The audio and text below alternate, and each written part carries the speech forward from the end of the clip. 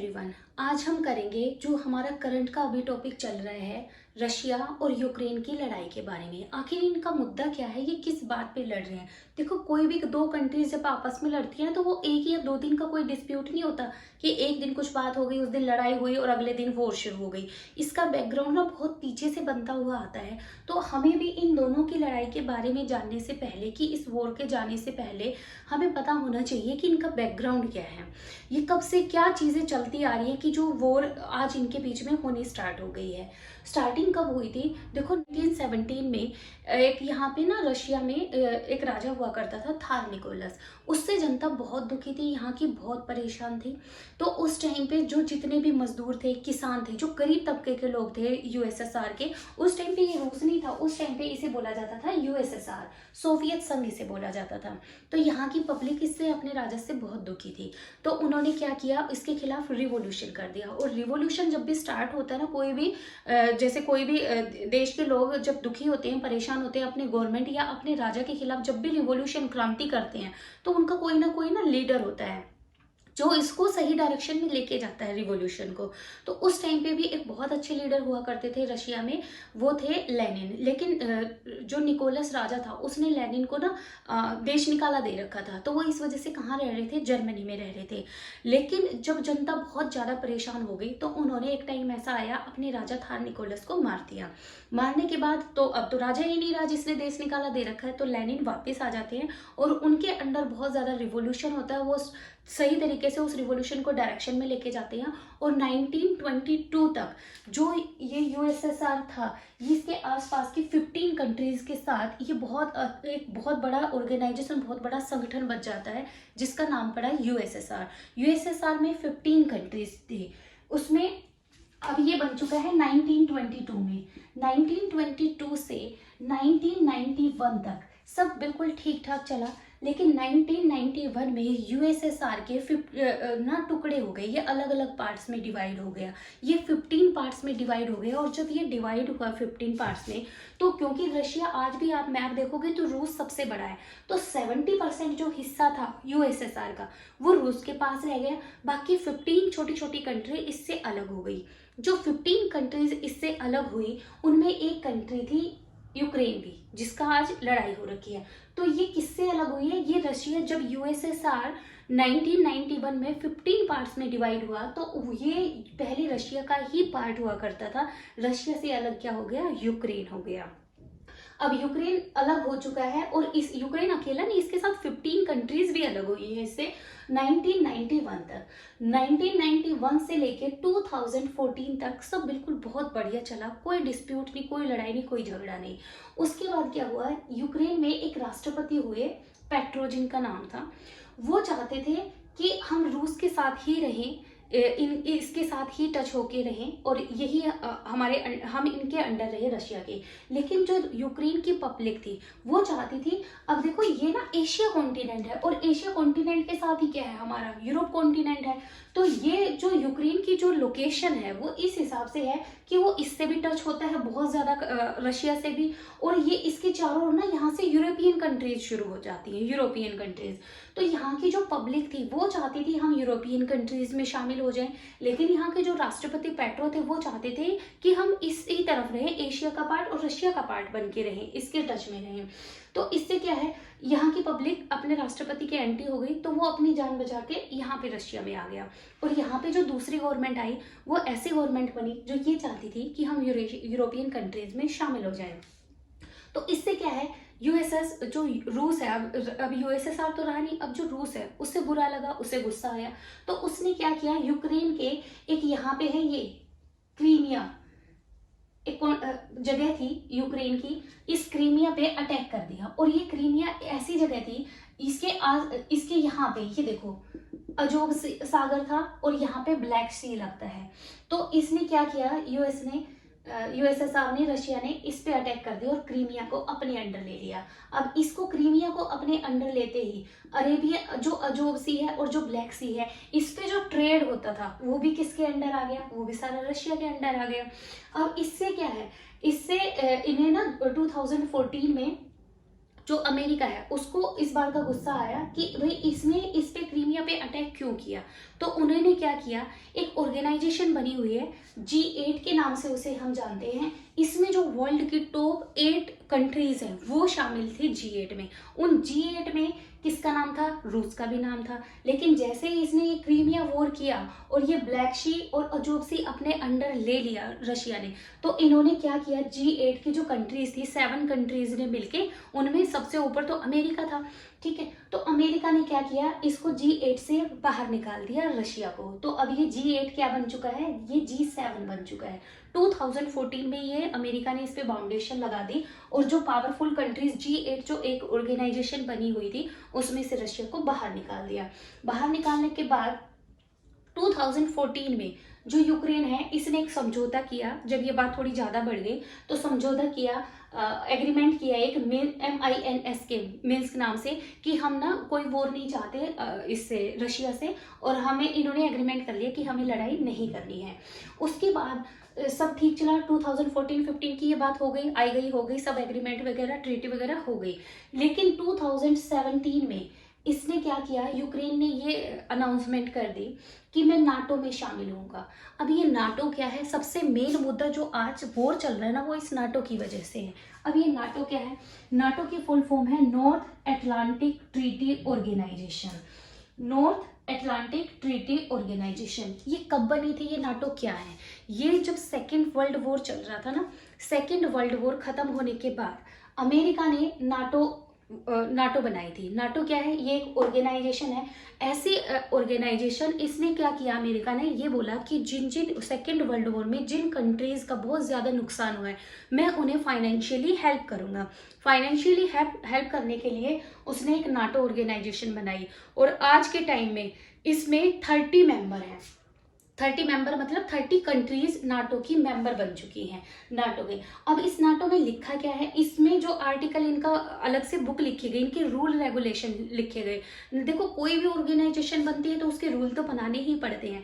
तो जब नाटो भी बनी तो इसके ऑर्गेनाइजेशन बने थे, इसके जो रूल रेगुलेशन बने हैं उनके आर्टिकल 5 में लिखा हुआ है, ये नाटो के आर्टिकल 5 में लिखा है कि कोई भी देश अगर नाटो में शामिल होता है तो मान लो अब इसमें 30 देश शामिल हो गए हैं, अगर 30 देशों में से कोई भी एक देश किसी पे भी दूसरे देश पे अटैक करेगा तो कोई दिक्कत नहीं, वो किसी पे भी कर सकता है।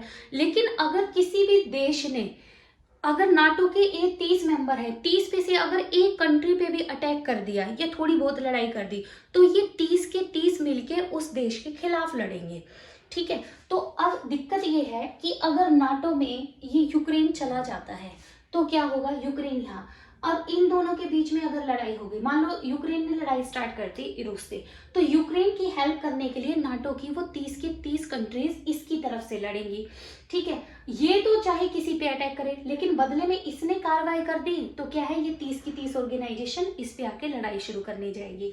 तो अब रशिया ये कह रहा है कि यूक्रेन को कि तुम्हें नाटो में शामिल नहीं होना है, लेकिन ये कह रहे हैं यूक्रेन वाले कि हम नाटो में जाएंगे।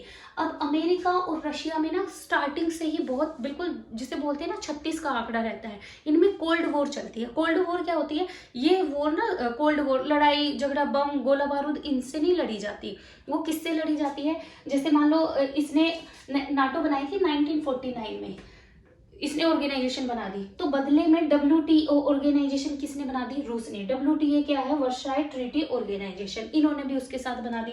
मान लो अगर कुछ भी बम वगैरह बनाया है अमेरिका ने तो क्या करेगा, रशिया भी बना देगा। रशिया ने कुछ किया है तो उससे अमेरिका भी बना देगा। तो ये क्या है, ये सिचुएशन चलती रहती है, इसे बोलते हैं कोल्ड वॉर। ये कोई बम गोला बारूद इनसे नहीं होती, ये होती है जस्ट एक ने टेक्नोलॉजी में इतना इम्प्रूवमेंट कर लिया तो मैं पीछे क्यों रहूं, मैं भी करूंगा। तो इनमें आपस में ये स्टार्टिंग से बहस चलती आ रही है। तो अब यहाँ पे क्या है, 2017 में ये नाटो का मुद्दा है, ये चाहता है मैं नाटो में जाऊं, लेकिन ये चाहता है कि मैं नाटो में इसे ना जाने दूं यूक्रेन को। जब सेकेंड वर्ल्ड वॉर हुआ था तो एक ऑर्गेनाइजेशन बनाई गई थी, यूएनओ। यूएनओ किसने बनाई थी? यूएनओ बनाई थी सेकेंड वर्ल्ड वॉर के बाद, स्टार्टिंग की थी इसकी अमेरिका ने। और इसलिए बनाई गई थी यूएनओ कि अब जो सेकेंड वर्ल्ड वॉर हुआ है कि आगे फ्यूचर में ऐसा कोई वर्ल्ड वॉर ना हो। देखो, वॉर कोई भी हो, चाहे कोई कंट्री जीते चाहे कोई हारे, नुकसान सबका होता है। तो इस वजह से ये ऑर्गेनाइजेशन बनाई गई थी कि ये यूएनओ पूरे वर्ल्ड पे नज़र रखेगा, कहीं एक कंट्री दूसरे पे कोई अटैक तो नहीं कर रही है। अगर ऐसा कर रही है तो यूएनओ बीच में आएगा और उसे रोकेगा। तो अब यूक्रेन और जब रशिया की लड़ाई हो रखी है तो यूएनओ क्यों बीच में नहीं बोल रहा है? वो क्यों नहीं बोल रहा है? उसका एक रीज़न है। उसका रीज़न ये है कि जब यूएनओ बनाई गई थी तो उसके रेगुलेशन भी लिखे जाते हैं। तो उसका यूएनओ के जो रेगुलेशन है, रूल रेगुलेशन है, उनमें एक आर्टिकल है, आर्टिकल 7। इस आर्टिकल 7 में क्या लिखा है? इसमें लिखा हुआ है कि अगर मान लो एक कंट्री है और उसकी कोई भी उस कंट्री की स्टेट है, जैसे इंडिया है, इंडिया में कितने स्टेट हैं? अलग अलग स्टेट है ना, हरियाणा, पंजाब, ऐसे। इसी तरह मान लो कोई भी कंट्री है और उस कंट्री के अंदर कोई भी स्टेट है, अगर वो स्टेट अगर वहाँ पे उस अपनी कंट्री में नहीं रहना चाहती या वो परेशान है, दुखी है, तो वो उसके साथ जो दूसरी कंट्री उससे टच होती है, दूसरी कंट्री की बाउंड्री अगर उस स्टेट से टच होती है, तो वो स्टेट दूसरी कंट्री को एक लेटर लिख के हेल्प मांग सकती है कि भाई मैं इस कंट्री में खुश नहीं हूँ, आप मेरी हेल्प कर दीजिए। तो उसकी जो साइड वाली कंट्री है वो उठ के उस स्टेट की हेल्प करने के लिए वहाँ पे लड़ाई कर सकती है आगे, और उसके वॉर नहीं बोला जाएगा, उसको बोलते हैं स्पेशल मिलिट्री ऑपरेशन। उसका नाम क्या है? वो वॉर नहीं मानी जाती यूएनओ के अकॉर्डिंग, यूएनओ के आर्टिकल 7 के अकॉर्डिंग, कि जब एक दूसरी कंट्री हेल्प करने के लिए दूसरी कंट्री में उस स्टेट की हेल्प करने के लिए आती है तो उसे वॉर नहीं, उसे स्पेशल मिलिट्री ऑपरेशन बोला जाता है। अब तो इसका फायदा, इस आर्टिकल का फायदा उठा के अमेरिका ने बहुत सारे उन पे ना ये अपने अंडर ले लिया है। अब इसका फायदा किसने उठाया है? रूस ने उठाया है। इसने कैसे उठाया?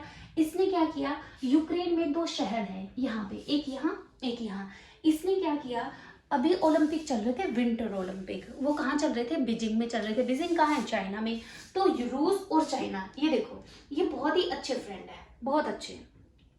तो इन्होंने क्या किया, 20 फरवरी को क्या था, ओलंपिक, विंटर ओलंपिक फिनिश हो गए।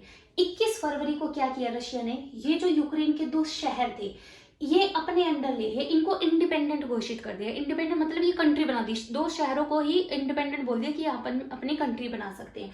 जैसे ये इंडिपेंडेंट कंट्री बनी तो इन्होंने क्या किया, ये रूस को लेटर लिख दिया कि भाई मुझे ना आके यूक्रेन से बचाओ और मैं ये।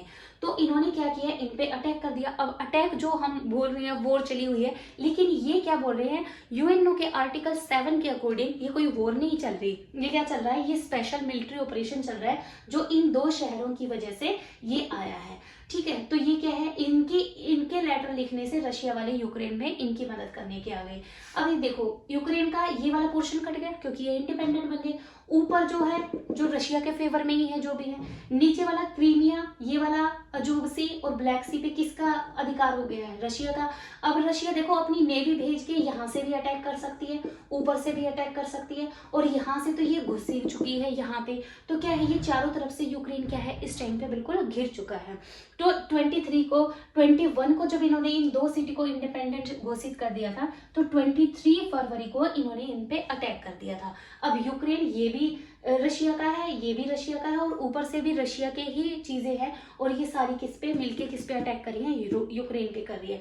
अटैक करने से पहले एक मुद्दा ये भी है, जो यूरोपियन कंट्रीज हैं, रशिया में 2 चीज़ें बहुत ज़्यादा मिलती हैं। एक है हमारा पेट्रोलियम और दूसरा है नेचुरल गैस। तो इसकी सप्लाई यूरोपियन कंट्रीज में होती है। तो यहाँ पे यूरोप है, यहाँ पे ये एशिया है। तो जो पाइप बिछी हुई है तो वो यूक्रेन से यहाँ से जाती है, ऐसे, पेट्रोलियम की भी और नेचुरल गैस की भी। तो यूक्रेन जब नाटो में शामिल होना चाहता था और ये मना कर रहा है कि तुम नाटो में शामिल ना हो, तो इन्होंने क्या किया, यूक्रेन ने बोला कि तुम यहाँ से जो पाइपें मेरे देश से भेज रहे हो ना, यहाँ से जो सप्लाई कर रहे हो, रशिया को बोला कि मैं इसके यहाँ से सप्लाई जाएगी, इसलिए मैं $33 बिलियन एज ए टैक्स लूंगा कि यहाँ से ये जा रहे हैं। तो इन्होंने बोला ठीक है 33 बिलियन तुम ले लो। तो इन्होंने सिर्फ ये नेचुरल गैस और पेट्रोलियम की पाइप यूरोप कंट्रीज के सप्लाई होती है, इसके उसमें इसने कितने रुपए मांगे, 33 बिलियन डॉलर मांगे हैं। और इसने रशिया ने बोल भी दिया कि मैं दे दूंगा, लेकिन उसके बाद भी अब ये कहाँ पे शामिल होने की बोल रहा है, नाटो में। अब रशिया का ये कहना है, अमेरिका ऑर्गेनाइजेशन को, जो नाटो है उनको ये कहना चाहता है, ये कह रहा है कि अगर ये जितनी भी कंट्रीज मुझसे अलग हुई हैं 15 कंट्रीज, ये मुझे अमेरिका लिख के दे दे कि मैं इन 15 कंट्रीज को नाटो में शामिल नहीं करूंगा, इन पे बैन लगा दे, तो मैं इस वॉर को जो चल रही है इसे रोक दूंगा। लेकिन इस बात पे अमेरिका भी अड़ा हुआ है कि मुझे यूक्रेन, मैं ये चीज़ें लिख के नहीं दे सकता कि यूक्रेन और ये 15 कंट्रीज को शामिल होना है या नहीं है। लेकिन यूक्रेन इस धोखे में था कि मुझे कौन बचाएगा, अमेरिका। लेकिन अब अमेरिका तो आ ही नहीं रहा है। अमेरिका क्यों नहीं आ रहा है? क्योंकि अभी ये यूक्रेन जो था ये नाटो का सदस्य बना ही नहीं था। अगर बन जाता तो इसके फेवर में कितनी 30 कंट्रीज उठ के आ जाती। लेकिन अभी जब ये बना ही नहीं था, इसे सदस्यता मिले ही नहीं थी, फिर भी इसने लड़ाई कर दी, तो रशिया के सामने ये कभी टिक ही नहीं पाएगा। और रियलिटी ये है कि जब ये इससे अलग हुआ था ना यूक्रेन, जब ये 16 पार्ट्स में 15 पार्ट में टूटा था रशिया और यूक्रेन, तो रशिया ने बहुत ज़्यादा हेल्प की थी यूक्रेन की। यूक्रेन में ना बहुत ज़्यादा चीज़ें, जो जहाज होते हैं, एरोप्लेन हो गए, समुद्री जहाज हो गए, ये यहाँ के लोग यूक्रेन के बनाते थे, तो ये बहुत अच्छा था। और जब ये अलग हुआ था ना, तो रशिया ने बहुत हेल्प की थी यूक्रेन को ऊपर उठाने की, इसकी प्रोग्रेस करने में, इसके आगे जीडीपी बढ़ाने में। इसे टैक्स भी तो बहुत देता है। जब इसके यहाँ से नेचुरल गैस की पाइप जा रही है, पेट्रोलियम की जा रही है, तो ये बदले में इसे रुपये भी तो देता था, तो इसकी इकोनॉमी बहुत बूस्ट होती थी। लेकिन जब इसे ये पता लगा कि ये नाटो में शामिल होने की सोच रहा है, तो इसने जो गैस पाइप यहाँ से जा रही थी, इसने इसका रास्ता बदल के कहाँ से कर दिया, ऊपर से शुरू कर दिया। अगर ऊपर से शुरू जाएगा तो इसे क्या है, जो टैक्स के 33 बिलियन रुपए मिलते थे वो भी नहीं मिलेंगे। अगर वो नहीं मिलेंगे तो ये लगा लो इसकी जीडीपी भी क्या है, नीचे जाएगी। तो ये मुद्दा है जो चल रहा है, सिर्फ नाटो है। ये चाहता है कि नाटो में शामिल ना हो, और ये चाहता है कि मैं नाटो में शामिल होना चाहता हूँ। और देखो रशिया अपनी जगह है, अगर कोई भी कंट्रीज जो इसकी दुश्मन कंट्री है, अगर इसके पड़ोस में ही आके रहने लग जाएगी, तो क्या है, यहाँ पे खतरा तो बढ़ेगा ही बढ़ेगा ना। तो ये अपनी सेफ्टी, सिक्योरिटी, अपने फ्यूचर के लिए चाहता है कि ये उस ऑर्गेनाइजेशन में शामिल ना हो। लेकिन ये अड़ा हुआ है कि मुझे वहीं पे जाना है। अब देखो, जिस अमेरिका के साथ इसकी कभी नहीं बनती रशिया की, जब स्टार्टिंग से ही नहीं बनी, और उसी दुश्मन को इसके पास ला के बिठा देंगे।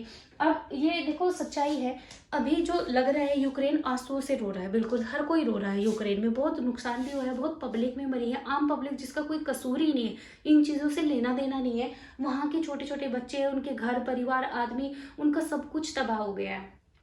लेकिन आज ये आंसू रो रहे हैं। लेकिन अगर ये नाटो में शामिल हो जाता है और अमेरिका की पहुंच यहाँ तक बन जाती है, तो आगे आने वाले टाइम में रूस जो है ये खून के आंसू रोएगा। ये सच्चाई अपने फ्यूचर को देखते हुए ये नहीं जाने दे रहा है इसको नाटो में। तो दूसरी बात, अब ये जो लड़ाई चल रही है, हमें लगता है कि हम इंडिया में रहते हैं, इसका हमारे ऊपर असर नहीं पड़ेगा। लेकिन जब भी वॉर होती है ना दो कंट्रीज़ के बीच में, तो इफेक्ट सब पे पड़ता है। अब हम पे क्या इफेक्ट पड़ेगा? अब देखो लड़ाई हो रही है, तो यहाँ से जो गैस सिलेंडर आते थे, जो पेट्रोल आता था, तो इंडिया में पहले ही गैस सिलेंडर महंगे हो गए हैं, पेट्रोल महंगा हुआ है। अब वॉर की वजह से यहाँ से सप्लाई भी बंद हो जाएगी। अगर होगी तो क्या है, यहाँ ओब्वियसली कीमतें अब इंडिया में बढ़ेंगी। और दूसरा, जो सरसों का तेल है वो मोस्टली कहाँ बनता है, वो यूक्रेन में बनता है। अब यूक्रेन में तो सारे ही काम धंधा जो है सब कुछ खत्म हो गया है, तो यहाँ से सरसों का तेल तो पॉसिबल है ही नहीं कि सप्लाई हो, एक्सपोर्ट हो। नहीं होगा तो सरसों के तेल की कीमतें भी बढ़ेंगी। दवाइयाँ जो हैं, इंडिया में जो दवाइयाँ बनती थी, मेडिसिन बनती थी, उनका मोस्टली एक्सपोर्ट कहाँ किया जाता था? इंडिया का सारा एक्सपोर्ट दवाइयों का मोस्टली कहाँ जाता था? यूक्रेन में जाता था। अब यूक्रेन में लोगों को दवाइयों की ज़रूरत पड़ेगी, लेकिन क्या उनके लिए पास खरीदने के लिए पैसे होंगे? तो इंडिया का जो एक्सपोर्ट यहाँ पे होता था वो भी क्या होगा, ठप हो जाएगा। एक दूसरी बात, यूक्रेन और रूस में सबसे ज़्यादा क्या बनती है? गेहूँ। यूक्रेन में ना एक घास के मैदान है, स्टेप्पी घास के मैदान, यहाँ पे ना गेहूँ बहुत ज़्यादा मात्रा में होता है, बहुत ज़्यादा। तो यहाँ पे अब कुछ बचा ही नहीं है। जब सब कुछ खत्म हो गया है तो यहाँ गेहूँ का उत्पादन कैसे होगा? गेहूँ नहीं हो पाएगा, ना यहाँ होगा और यहाँ भी कम ही होगा। तो इंडिया जो इतनी तादाद में जो गेहूं उगाता है, हम एक्सपोर्ट भी करते हैं। तो इस चीज़ का फ़ायदा इंडिया उठा सकता है कि यहाँ पे सप्लाई, क्योंकि यहाँ तो अब खेती वगैरह कुछ होगी नहीं ना कुछ टाइम के लिए, होगी तो बहुत कम होगी, क्योंकि यहाँ का तो सब कुछ तबाह हो चुका है। तो इंडिया अगर चाहे तो यहाँ से फ़ायदा उठा सकता है, लेकिन ये क्या इनके पास इतनी कैपेसिटी होगी? क्या ये गेहूं खरीद सकते हैं? क्या पर इनकी कंडीशन ऐसी है ही नहीं। तो ये दिक्कत है कि अगर दो देश में वॉर होती है तो इसका इफेक्ट सब पे पड़ता है। और हम किसका साथ दें? अभी मीटिंग हुई कि जो यूएनओ की मीटिंग हुई, यूएनओ की मीटिंग में बैठे 10 देश, वो लोग जो अस्थायी मेंबर होते हैं, 5 परमानेंटली मेंबर होते हैं। तो इनमें वोट पूछा गया कि ये लड़ाई होनी चाहिए नहीं होनी चाहिए, इन सब के मुद्दे के ऊपर यहाँ वोट मांगा गया। तो हमारी चाइना वालों ने और इंडिया वालों ने अपना वोट किसी को नहीं दिया, ना उन्होंने रशिया को दिया और ना उन्होंने अमेरिका को दिया। वो चुप रहे, उन्होंने अपने वोट का यूज़ ही नहीं किया। बात आती है कि इंडिया किसका साथ दे और किसका ना दे, हमें क्या बोलना चाहिए, किसके खिलाफ बोलना चाहिए और किसके फेवर में बोलना चाहिए। अब देखो, हमारा स्टार्टिंग से लेके आज तक हमें हमारा इंडिया का अगर सबसे ज़्यादा किसी ने साथ दिया है तो रशिया ने दिया है। हमारे रिलेशन रशिया के साथ बहुत ही स्टार्टिंग से बहुत अच्छे रहे हैं। अब अमेरिका और इसमें जब हमारे देश का कॉन्स्टिट्यूशन भी लिखा जा रहा था ना, तो ये मुद्दा था कि हमको कैसी अर्थव्यवस्था, भारत की अर्थव्यवस्था होगी कैसे। अब हमें अमेरिका में कैसी है, अमेरिका में पूंजीवादी अर्थव्यवस्था है, वहाँ पे रिच आदमियों की ही ज़्यादा प्राइवेटाइजेशन की तरफ ज़्यादा ध्यान होगा, लोग अमीरों की तरफ ज़्यादा ध्यान देते हैं। और वो अमेरिका की ऐसी अर्थव्यवस्था है कि क्या होना चाहिए कि सारी भी जो भी प्रॉपर्टी है, जो भी रिसोर्सेज है, वो सारे अमीर आदमियों के हाथ में होनी चाहिए। ये गरीबों को नहीं, ये समाज के बारे में नहीं, ये सिर्फ प्रॉफिट के बारे में हमेशा सोचते हैं। लेकिन वहीं अगर हम यूएसएसआर देखें, सोवियत संघ देखें, तो ये समाजवादी अर्थव्यवस्था रखता है कि सबको भाईचारे की भावना से रखना चाहिए, आपस में कोई लड़ाई नहीं करनी चाहिए। ये समाजवादी है, ये सोशलिज्म है। और ये क्या है, ये सिर्फ इकोनॉमी पे फोकस ज़्यादा करते हैं। तो जब इंडिया का कॉन्स्टिट्यूशन बन रहा था तब ये दिक्कत आई कि हम अमेरिका की अर्थव्यवस्था को अपनाएं या रशिया की करें। तो ये बहुत सोच समझ के जवाहरलाल नेहरू ने डिसीजन लिया था कि ना तो हम उनके लेंगे ना हम इनके लेंगे, हम दोनों का मिक्सचर करेंगे। तो इंडिया की अर्थव्यवस्था जो इकोनॉमी है वो मिश्रित अर्थव्यवस्था है, क्योंकि हमें अमेरिका को भी खुश करना है और हमें इसके साथ भी अपने अच्छे रिलेशन निभाने हैं। लेकिन मैं अगर पिछला इतिहास देखूँ अपना, तो जो हमारे 80% जो हमारे पास वेपन्स होते हैं, हथियार होते हैं, वो कहाँ से आते हैं? वो हमें रशिया सपोर्ट करता है। आर्टिकल 370 जब भी बात हुई है इस पे, जो भी मुद्दा छिड़ता था कश्मीर को लेके, जब भी ये यूएनओ में बात उठती थी कश्मीर को इसको जम्मू कश्मीर को लेके, तो यूएनओ हमेशा ये बोलता था, बोला जाता था यूएनओ में कि पब्लिक से वोटिंग करवा लेनी चाहिए, कश्मीर की पब्लिक से, कि कश्मीर की पब्लिक कहाँ चाहती है, इंडिया में रहना चाहती है या पाकिस्तान में जाना चाहती है। तो तब भी अपनी वीटो पावर का यूज़ करता था रशिया इंडिया के फेवर में। उसके बाद जो कश्मीर का मुद्दा था, हमेशा कश्मीर के मुद्दे पे रशिया ने क्या है, इंडिया का सपोर्ट किया है। उसके बाद 1998 में जो परमाणु बम का जो एक्सपेरिमेंट किया था पोखरण में, आपने मूवी भी देखी होगी, जिसमें जब देश में सरकार थी अटल बिहारी वाजपेयी की और राष्ट्रपति थे हमारे एपीजे अब्दुल कलाम, जो पोखरण में परमाणु बम का हुआ था एक्सपेरिमेंट हुआ था, तो उस पर अमेरिका ने हमारे ऊपर बैन लगा दिया था। लेकिन तब भी हमारे साथ कौन खड़ा था? तब भी हमारे साथ रूस ही खड़ा था। 1998 में कारगिल में लड़ाई हुई थी, कारगिल की लड़ाई में भी हमारा किसने सपोर्ट किया था? हमारा सपोर्ट किया था रशिया ने। S-400, चंद्रयान, पनडुब्बी जो भी है, सबमरीन जो भी है, ये हमें किससे मिलती है? AK-203 मिसाइल्स वगैरह जो भी हो। और हमें अगर सैटेलाइट में कोई भी इंजन वगैरह की ज़रूरत होती है तो भी हमें कौन सपोर्ट करता है? हमें सबसे ज़्यादा रशिया ही सपोर्ट करता है। स्टार्टिंग से हमारे साथ अगर किसी के रिलेशन अच्छे रहे हैं तो वो यूएसएसआर के रहे हैं। अब दिक्कत आती है यूक्रेन में, यूक्रेन की पब्लिक के साथ जो हो रहा है, देखो वो बहुत गलत हो रहा है। इसमें आम जनता की कोई दिक्कत, कोई रोल ही नहीं है, लेकिन आम आदमी बना है। लेकिन यहाँ के जो बच्चे हैं, बूढ़े हैं, जो भी हैं, जो जवान हैं, वो सब अपने देश के लिए खड़े हैं। अब देखो, अपना देश सबको प्यारा होता है, अपने देश के लिए हर कोई लड़ता है आखिरी सांस तक। लेकिन जो ये मुद्दा था, यूक्रेन को ये बात सोचनी चाहिए थी कि जब तक हमें ना, तब तक कोई लड़ाई नहीं करनी चाहिए जब तक हमारे अपने खुद के अंदर दम ना हो। दूसरों के भरोसे पे कब तक लड़ेंगे? अगर यूक्रेन को लगता था कि मैं रशिया का सामना कर पाऊंगा तो उसे ये चीज़ें लड़ाई स्टार्ट कर लेनी चाहिए थी। लेकिन जब उसे पता है दूसरों के भरोसे अब कौन आया इसके हेल्प के लिए, कोई भी नहीं आया। दूसरों के सहारे पे कभी नहीं चलना चाहिए। और यूक्रेन को ये भी सोचना चाहिए, देखो हम दोस्त अपनी मर्जी से बनाते हैं, हम दोस्त बदल सकते हैं, अपने दुश्मन बदल सकते हैं, लेकिन हम अपने पड़ोसी नहीं बदल सकते। ये क्या है? ये पड़ोसी है और इसे, इसके साथ ये नेचुरल बाउंड्री है, ये इससे अलग हो ही नहीं सकता।